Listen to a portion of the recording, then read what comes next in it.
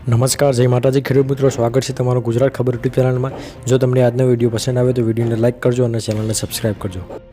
આજના સૌથી પહેલા સમાચારની વાત કરીએ તો કરા સાથે વરસાદની આગાહી, પીએમ મોદીની ગેરંટી મફત વીજળી, પાક ધિરાણ લોન થશે માફ, ખેડૂતોના ખાતામાં આવશે રૂપિયા, મહિલાઓને 37,500ની સહાય, રિઝર્વ બેંક ઓફ ઇન્ડિયાનો મોટો નિર્ણય।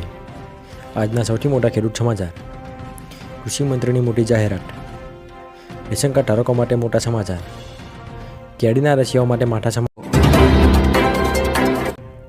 કરા સાથે વરસાદની આગાહી। હવામાન નિષ્ણાત અંબાલાલ પટેલે આગાહી કરી છે કે જે તે મુજબ અમદાવાદમાં હવામાનમાં પલટો આવશે।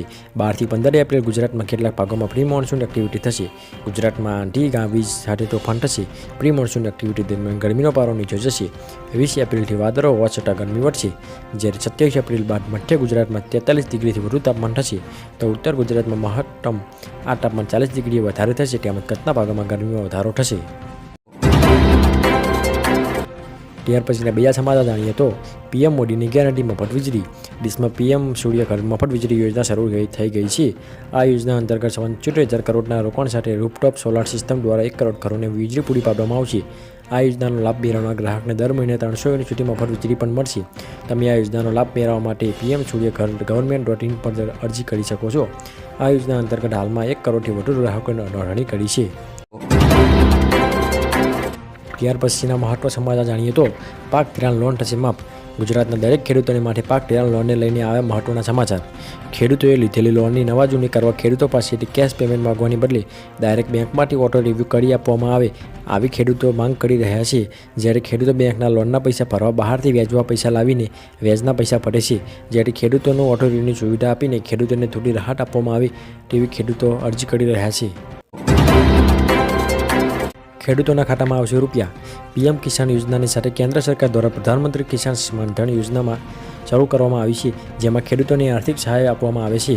પીએમ માનધન યોજના હેઠળ સરકાર ખેડૂતોના ખાતામાં દર મહિને 3,000 રૂપિયા ટ્રાન્સફર કરશે, જ્યારે આ યોજના હેઠળ ખેડૂતોને માસિક 3,000 રૂપિયાનું પેન્શન આપવાની જોગવાઈ છે। યોજનાનું પ્રીમિયમ કિસાન સન્માન નિધિ યોજનાની રકમમાંથી કાપવામાં આવશે। આમાંથી એક અલગ ફોર્મ ભરવાનું રહેશે। આ પેન્શન યોજનાનો લાભ લેવા માટે ખેડૂતોએ દર મહિને 55 રૂપિયાથી 200 રૂપિયા સુધીનું યોગદાન આપવું જરૂરી છે। ત્યાર પછીના મહત્વના સમાચાર જાણીએ તો મહિલાઓને 37,500ની સહાય। તમારા ઘરમાં અથવા તો તમારા સગા સંબંધીમાં ઘરમાં જો કોઈ બાળકનો જન્મ થવાનો હોય તો તેમને મળશે 37,500ની સહાય। શ્રમયોગી પ્રસૂતિ સહાય યોજના અંતર્ગત બાળકને જન્મ આપતી સમયે મહિલાઓને મળે છે 37,500ની સહાય। આ યોજનાનો લાભ લેવા માટે તમારે એક ઓનલાઈન ફોર્મ ભરી સબમિટ કરવાનું હોય છે, જેના માટે મમતા કાર્ડ, ડૉક્ટરનું પ્રમાણપત્ર, રેશન કાર્ડ, પાસબુક, મહિલાનું આધાર કાર્ડ તેમજ સોગંદનામાનું તમામ ડોક્યુમેન્ટની જરૂર પડશે। રિઝર્વ બેંક ઓફ ઇન્ડિયાનો મોટો નિર્ણય, આરબીઆઈએ બેંકો અને ફાઇનાન્સ કંપનીઓની મનમાની દૂર કરીને ક્રેડિટ કાર્ડ સંબંધિત નિયમોમાં મોટા ફેરફારો કર્યા છે। રિઝર્વ બેંક ઓફ ઇન્ડિયાએ ગ્રાહકોએ તેમની ઈચ્છા મુજબ ક્રેડિટ કાર્ડ વિકલ્પ પસંદ કરવાની અધિકાર આપ્યો છે। તેમજ હવે ગ્રાહકોએ બિલિંગ સાયકલનો વિકલ્પ જાતે પસંદ કરી શકશે। ગ્રાહકો બિલિંગ સાયકલમાં પણ ફેરફાર કરી શકશે। નવા નિયમ અનુસાર કાર્ડ ધારકો તેમની ઈચ્છા મુજબ કોઈપણ નેટવર્ક પસંદ કરી શકશે। ખેડૂતો માટે આજના સૌથી મોટા સમાચાર, રાજકોટ માર્કેટિંગ યાર્ડમાં આજે જણસીની ઢગલા મોટી આવક થઈ હતી। વહેલી સવારથી જ ખેડૂતો મોટાનો માર્ક લઈને માર્કેટ યાર્ડ પહોંચી ગયા હતા। આજે કપાસની 2,000 ક્વિન્ટલ આવક થઈ હતી, જ્યારે કપાસના ભાવની વાત કરવામાં આવે તો આજે એક મણ કપાસના ખેડૂતોને 1,375 રૂપિયાથી લઈને 1,680 રૂપિયા સુધીના ભાવ મળ્યા હતા। રાજકોટ માર્કેટ યાર્ડમાં આજે ખેડૂતોને કપાસના સારા ભાવ મળ્યા, જ્યાંથી ખેડૂતોના એક અલગ જ ખુશી જોવા મળી હતી, કારણ કે છેલ્લા ઘણા સમયથી ખેડૂતોને કપાસના ભાવ 1,500ની આસપાસ મળી રહ્યા હતા। આજે કપાસના ભાવ 1,680 રૂપિયા સુધીનો ભાવ મળ્યો હતો। કૃષિ મંત્રીની મોટી જાહેરાત, ઘાસચારાની અસર અને બગાડ અટકાવવા અર્થઘટક સહાય યોજના અમલમાં છે, તેની જાહેરાત કૃષિ મંત્રી રાઘવજી પટેલે કરી છે। યોજના હેઠળ ઓછામાં ઓછા 5 પશુઓ ધરાવતા પશુપાલકોને 18,000 રૂપિયા સુધીની સહાય ચૂકવવામાં આવે છે।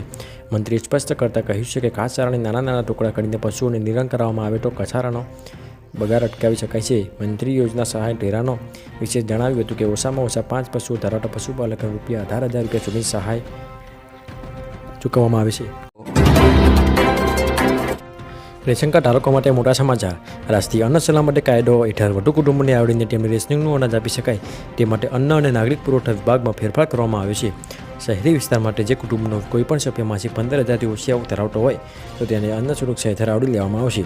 ગ્રામ્ય વિસ્તારમાં માસિક 15,000થી વધુ આવક ધરાવતા હોય તેમણે પણ અન્ન સુરક્ષા હેઠળ આવરી લેવામાં આવશે.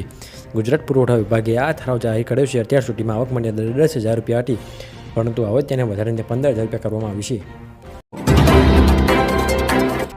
કેરીના રસિયાઓ માટે માઠા સમાચાર. તાપમાનમાં વિષમતાને કારણે નવસારીમાં કેરી પકવતા ખેડૂતોની ચિંતામાં વધારો થયો છે. દિવસ અને રાત્રિના તાપમાનમાં ફેરફારને કારણે આંબા પર આવેલા મોર અને કાચી કેરીઓનું ખરણ થઈ રહ્યું છે.